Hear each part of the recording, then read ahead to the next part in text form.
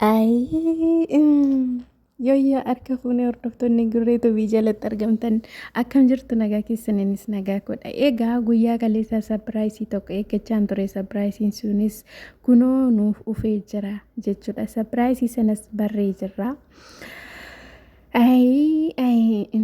Egaa maal dubbanna kanarratti mee hordoftoota kiyya isin maal jettu? Isin maal dubbattu? Ani waan dubbadhu abeen jira. Dhugaa rabbii kanaa intalan eegamnetu dhufte jechuudha. Naman eegne. Nama nuti hin eegnetu dhufe jechuudha. Egaa akkuma beekamu fiqir jechuun jaalallee Abiraam ishee jalqabaati jechuudha. Viidiyoolee kan walii hojjechaa turan naannoo waggoota 4 minaaminii akkas viidiyoo hojjetaniiru jechuudha. Ijoolleen kuni jaalallee isaa ishee jalqabaadha jechuudha. Isheenis jireenya mataa ishee nama jiraachaa turedha. Yeroo ammatti garuu abbaa manaa ishee faana wal hiiktee qophaa ishee kan jiraachaa jirtu. Wayiin immoo viidiyoo nama baay'ee faana viidiyoo nama hojjechaa jirtu. Fiqir jechuun jechuudha. Dhiira baay'ee faana nama viidiyoo hojjetudha. Haa ta'u malee egaa viidiyoo hojjechuun ishee haa ta'u biizinasiifidha. Giin immoo Abirahaam haadha mucaasaa mucaa hin qabu yeroo ammattani waan hin asheeyyuu natti hin fakkaatu. Ani bakka fataa ishee faana je'ee jiraachuu barbaada je'ee ishee faana kunoo qabatee dhufee jira jechuudha. As keessatti waan baay'ee nagarrame maa inni beektu? Dhugaa waaqa kana alli namaa yoo sammuu qabaate akkasiin godhu. Maaliif yoo jettan amma mucayyoon Hermii jedhamtu utuu akkas miila isaatti gombifamtee boossuuti isheerra darbee dubartii biraa fidee dhufee jechuudha. Amma mee maal sirraa barata namni? Miidiyaan kun maal sirraa barata? Miidiyaan kun kan sirraa baratu yoo jiraate akka ati dubartii meeqa qaqayyartu sirraa barannaa jechuudha. Jaalalaaf yooyin immoo gaa'ilaaf amanamaa naman taane jechuudha Abiraam. Ani kana irraa baradheera. Hermiin immoo haadha jaalalaa ta'uu ishee baradheera. Isheen immoo jaalalli ishee likkiin mallee ta'ee jee. Likkiin mallee ta'ee jaalalli kee likkiin mallee ta'ee. Gadabi nuurish je'eeni. Gadabi nuurish je'ee dubbate jechuudha. Jaalalli kee garmaleedhaa likkii godhadhu. Humnaa ol naman jaallatiini je'eeni jechuudha. Baay'ee nama ajaa'iba dhugaa rabbii. Akkuma beekamu egaa fiqir kana dura yoo yaadattu taatan viidiyoo garaagaraa isa faana hojjechaa turte yeroo Ruuttaa faana wal lolees jechuudha.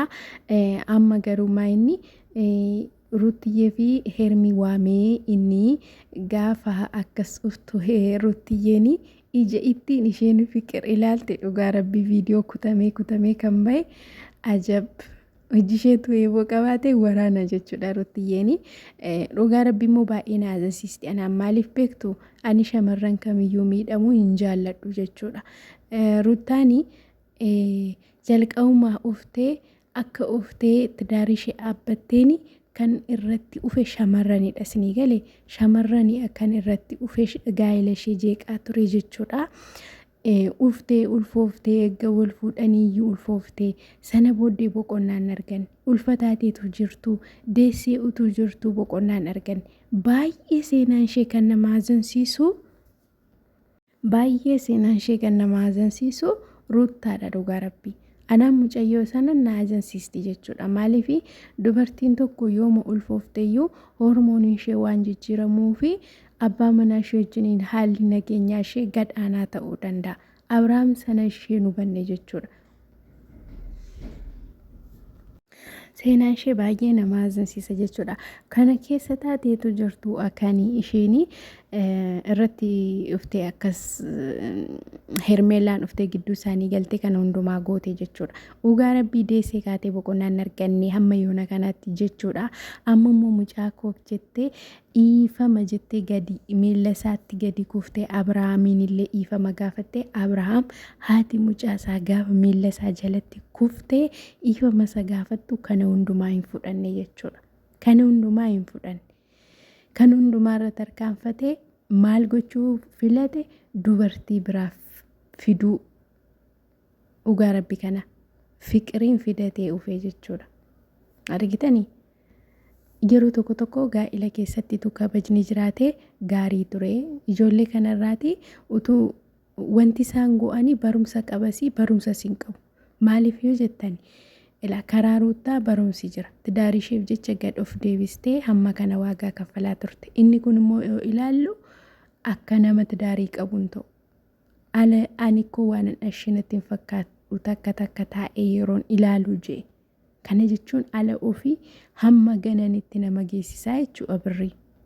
Kun ikkoo biizinesiidha. Dhugaa rabbii jechuun hojiirra jiru. Gin immoo hamma kana birriin sammuu keenya duwwaa nu godha jedhee yaadu'an. Hindee birriin ikkoo aaboon irratti qabaachuun qabu. Dhugaa rabbii abbaanuu ta'uun qabu nutu abbaa ta'uufi qaba malee. Hamma kana nameenyaa gadi nama buusisu yaa rabbii. Innaa hordoftoota kiyyaa egaa wanti ta'u har'a yoo jiraate Fiqirii fi Ruutaanii egaa wal fuuldura dhaabbatanii jiru waan ta'eef Fiqir deebii akkamii akka deebistu ilaalla. Ruutaanis gaaffii isheen gaafattu ilaalla jechuudha. Maaliif kan irraa hin barbaadu jettee keessaa baatee jireenya mataa kee jiraachaa turte miti. Maaliif ammoo deebitee uftee jettee gaafa isheen Ruutaanii Fiqiriin gaafattu amma Fiqir maal jetti yeroo sana? Deebii akkamii deebisti Ruutaaf mee? Dhugaa rabbii deebii akkamii deebistiif mee? Baay'ee nama ajaa'iba jechuudha.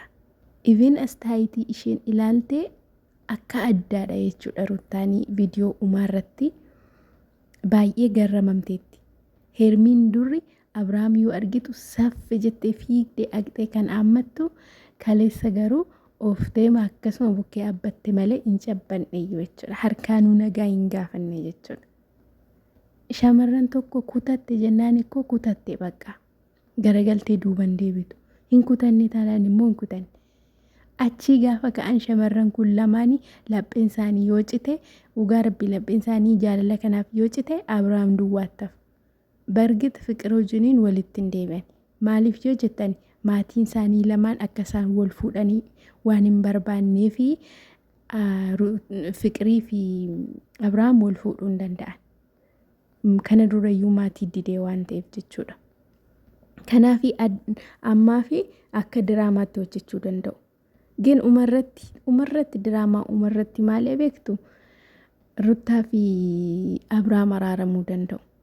Hermiin amma gidduu isaaniitii yoo baate Fiqir immoo umarra Abrishii fi Ruutaa walitti araarsuu dandeessi. Akka diraamaa kanaatti jechuudha akka ilaalamaa jirutti.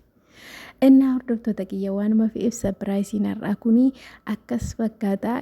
Inni qaxxalummoo guyyaa har'aanuu gadhiifama. Guyyaa har'aammoo wanti ta'u egaa yookiin mataa walii qabatuu yookiin bakka jira miti dibiddibiin ashkiniin adda gara gidduu isaaniitti hin ka'a jee yaada. Qophoofne teenye eegna gargar qabuuf jechuudha. Like subscribe godha.